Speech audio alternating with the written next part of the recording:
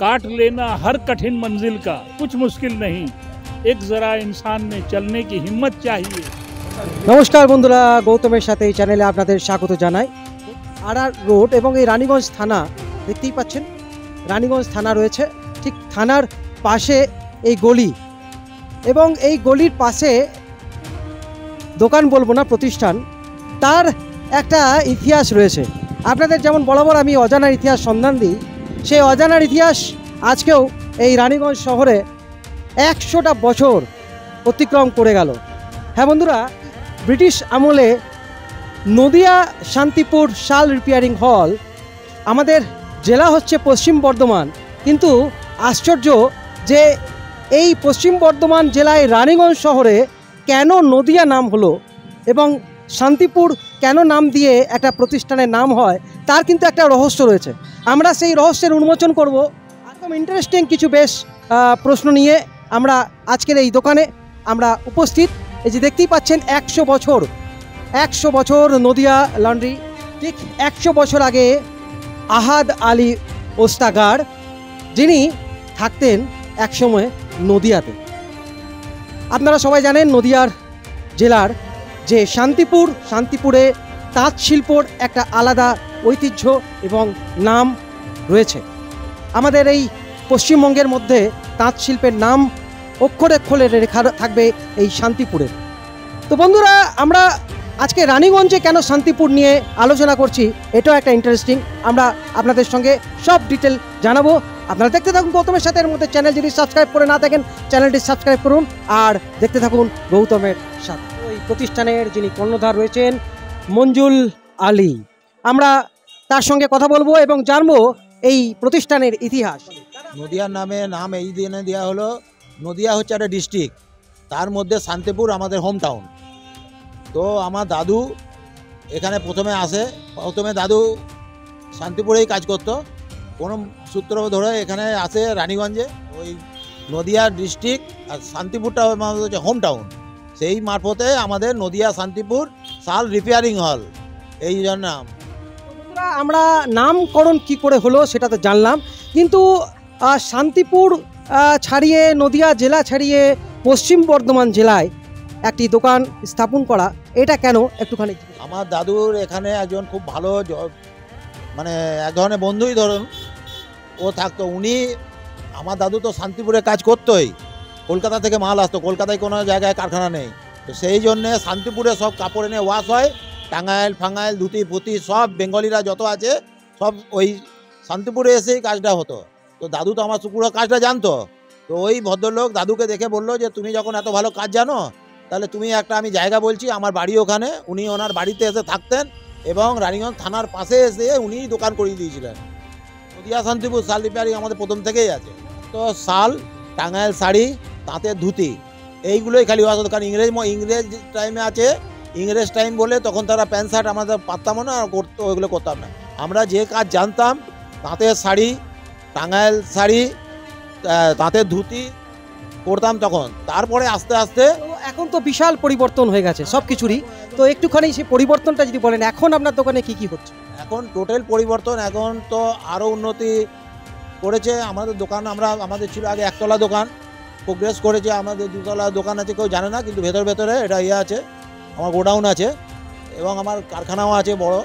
হ্যাঁ, আর আমার দোকানে এখন সব কাজ হয়। আমি যখন বসতাম, আমি যখন 70 সাল থেকে বসছি, তখন রেট ছিল প্যান্টের রেট ছিল 30 টাকা আর জামার রেট ছিল 20 টাকা। আর এখন ধোলাই আয়রন সব, এবং এখন যে আছে, এখন আমার দোকানে রেট আছে জিন্সের প্যান্ট হোক বা টেরিকট প্যান্ট হোক 50 টাকা, আর শার্ট 40 টাকা, টোটাল 90 টাকা। 90 টাকা আমার কাছে লাগে। তখন আমি 30 টাকা আর 20 টাকা, 50 টাকা। আর আমার দোকানের রেট সবাই জানে এবং আমার ব্যবহারও সবাই জানে কীরকম।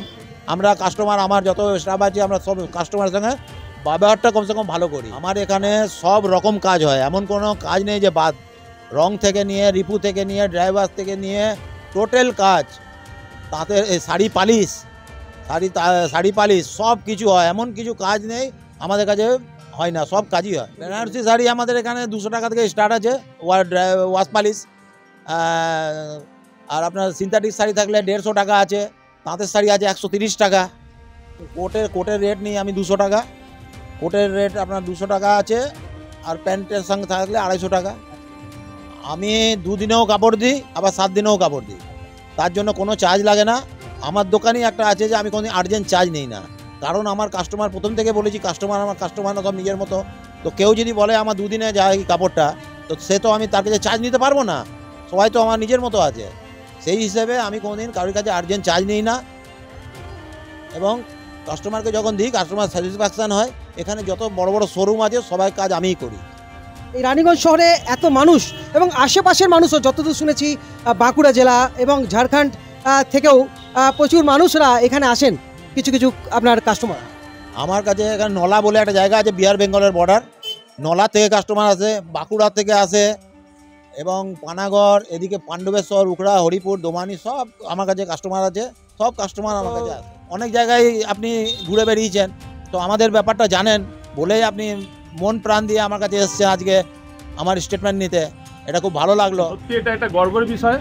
রানীগঞ্জ শহরে যত এখানে লন্ড্রি আছে, আমার মনে হয় যে প্রাচীনতম লন্ড্রি।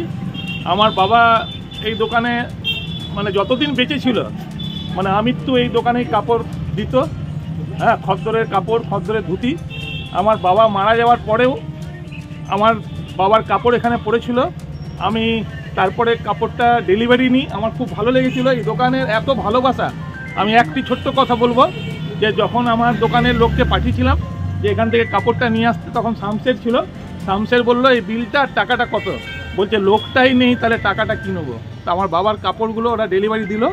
হ্যাঁ, এটা কথাটা আমার আজও যতদিন বাঁচবো মনে থাকবে। বন্ধুরা, রীতিমতো 100 বছরের সেলিব্রেশন চলছে। এই যে সবাই কিন্তু বহু দূর দূরান্ত থেকে আসছেন। আপনি কোথা থেকে আসছেন? পাণ্ডবেশ্বর। আপনি কোথা থেকে আসছেন? আরে দাদা, দেখতে পাচ্ছেন বন্ধুরা, পাণ্ডবেশ্বর থেকে আসছেন। কি নাম আপনার? আচ্ছা, পাণ্ডবেশ্বর থেকে আপনি রানীগঞ্জে কেন? कुछ तो बात है বন্ধুরা, कुछ तो बात है। এই যে এই কারণে কিন্তু বন্ধুরা আপনি একটু সামনে আসুন। বন্ধুরা দেখতে পাচ্ছেন, আমি যেটা বারবার বলছিলাম যে বহু দূর দূরান্ত থেকে ভিড় কিন্তু আরো জমে উঠেছে। এরপর উখড়া থেকে, আপনার নাম? আপনি उखड़ा कोथा থেকে? कहाँ से आ रहे हो? उखड़ा। अच्छा, तो उखड़ा से रानीगंज में क्यों? उखड़ा में नहीं है? उखड़ा में है, मगर यहाँ जैसा नहीं। আচ্ছা, আপনি কত বছর থেকে এখানে আসছেন? প্রায় 10-12 বছর। 10-12 বছর। আচ্ছা দাদা, আপনি উখড়া থেকে আসছেন কত বছর হলো? আমি 7-8 বছর থেকে আসছি। 7-8 বছর। আচ্ছা, তো বন্ধুরা দেখতেই পাচ্ছেন বিভিন্ন জায়গা থেকে। হ্যাঁ, আপনি কত বছর থেকে আসছেন? 9-10 साल हो गया। 9-10 साल। তো বন্ধুরা প্রায় কেউ 10 সাল, কেউ 8 বছর, কেউ 10। হ্যাঁ, 30 থেকে 20 থেকে 25 বছর। তো কেন আসেন? কেন আসেন? আমার কাছে এখানে ভালো কাপড় ধোলাই হয়। দাদা ভরসা মন দাদা বটে, বিশ্বাস দাদা বটে। আমরা এখন চলে এসেছি তপন চক্রবর্তীর কাছে। আলাদা করে তপনদার কোনো পরিচয় দেওয়ার অপেক্ষা রাখে না বন্ধুরা, তাই সরাসরি তপনদা কি বলছেন বলবো। কি আমি এই রানীগঞ্জে আরআর রোডে 1975 সালে আসি। তখন থেকে আমি, এটা একটা পুরনো দোকান ছিল।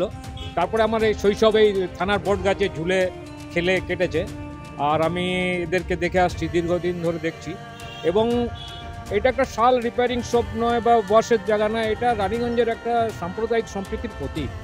এখানে মানুষ আসে, তার মানে মধ্যে এদের যে ব্যবসায়িক যে দৃষ্টিভঙ্গিতে এরা কোনো কাস্টমারকে ট্রিট করে না, একদম নিজস্ব ভেবে তাদেরকে ট্রিট করে, এবং সবাই খুব স্যাটিসফ্যাকশান পায় যে এদের ব্যবহার মানে যেটা অতুল, মানে কল্পনা করা যায় না যে এরা কি মানুষকে কি সার্ভিস দেয়। এটা একটা রানীগঞ্জের জন্য একটা নিদর্শন। এরা সত্যি এটা মানে একটা ঐতিহাসিক দৃষ্টান্ত, একটা লম্বা মানে মাইলস্টোন এরা। ভালো লাগলো রানীগঞ্জের মধ্যে এই মানে সর্বোচ্চ আমাদের 100 বছর পূর্তি খুব কমই দোকান দেখে দেখলাম। এই প্রথম এই মঞ্জুদার দোকানে আমি এসেছি, আজকে ইনভাইট ছিল। এটা গুডউইল ওনার আছে, প্লাস উনি যে আমরা যে ওয়াশ যে করে সব মেনটেনারি একটা কস্টলি যেটা নাই, কম দামে সব কিছু নাই, আর এরকম ব্যবহারও ওনার খুব ভালো। काट लेना हर कठिन मंजिल का कुछ मुश्किल नहीं, एक जरा इंसान में चलने की हिम्मत चाहिए, मिल नहीं सकती निकम्मों को ज़माने में मुराद, कामयाबी की जो ख्वाहिश हो तो मेहनत चाहिए। ये तो मेहनत করেছে कि নাদিয়া শান্তি ছিল, শাল রিপেয়ারিং, আর আজকে হয়ে গেল ড্রাই ক্লিনার। এমনি এক বছরে বহুত মেহনত করেছে। হ্যাঁ বন্ধুরা, আপনারা এখন দেখছেন এই নদিয়া শান্তিপুর শাল রিপেয়ারিং হল, এবং দোতলায় আমরা চলে এসেছি এবং দেখতে পাচ্ছেন প্রচুর মানুষজনের এই যে জামা কাপড় প্রায় প্রস্তুত হয়ে গেছে, এরপর ডেলিভারি দেওয়ার পাওয়ালা। এবার আপনারা দেখতে পাচ্ছেন প্রচুর কিন্তু এখানে প্যাকেটবন্দি হয়ে রয়েছে বিভিন্ন জামা কাপড়, শাড়ি, শাল, কোট থেকে আরম্ভ করে কম্বল। এই শীতের মধ্যে আরও বেশি চাহিদা মানুষের, যে এই শীতের মধ্যে রেক থেকে আরম্ভ করে লেপ রয়েছে। তো বন্ধুরা দেখতেই পাচ্ছেন চারিদিকে কিন্তু মালে মালে ভর্তি রয়েছে। এই যে দেখতেই পাচ্ছেন বিভিন্ন জামা কাপড়। বন্ধুরা এই মুহূর্তে আমরা এক্সক্লুসিভ ভিডিও দেখাচ্ছি, আমরা দোতলায় চলে এসেছি এবং এই যে দেখতে পাচ্ছেন রেক, কম্বল, এই শীতের যাবতীয় গরমের জিনিস আমরা এই মুহূর্তে আপনাদের দেখানোর চেষ্টা করছি। দেখুন সাদা জিনিসটা কিন্তু কতটা সাদা এখন অবধি রয়েছে, প্রায় অনেক বছরই হয়ে গেছে যতদূর যা শুনলাম। তো বন্ধুরা এই যে এইভাবেই কিন্তু এগিয়ে চলেছেন মঞ্জুর আলী, যে একটা দৃষ্টান্ত স্থাপন করেছেন রানীগঞ্জ শহরের বুকে। আমরা শুরুটা করেছিলাম রানীগঞ্জের যে অজানা ইতিহাস সেটা জানার ইচ্ছে ছিল, এবং ছোটোবেলা থেকেই আমিও দেখে আসছি যে একটা প্রশ্ন আমার মনে ঘুরছিল বারবার, যে পশ্চিম বর্ধমান জেলার মধ্যে শান্তিপুর, নদিয়া শান্তিপুর নাম দিয়ে কেন দোকান হয়েছে। তো আজকে এই 100 বছরের একটা সুবর্ণ সুযোগ, যে এই কর্ণধারের সঙ্গে আজকে আমার কথা হলো এবং আমি জানতে পারলাম এই প্রতিষ্ঠানের একটা ইতিহাস।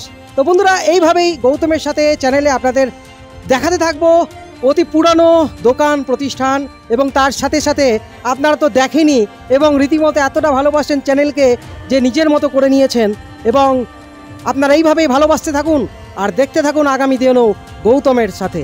বন্ধুরা আজকের মতো ব্লগ এখানে শেষ করছি। আপনারা সবাই ভালো থাকুন, সুস্থ থাকুন, ধন্যবাদ।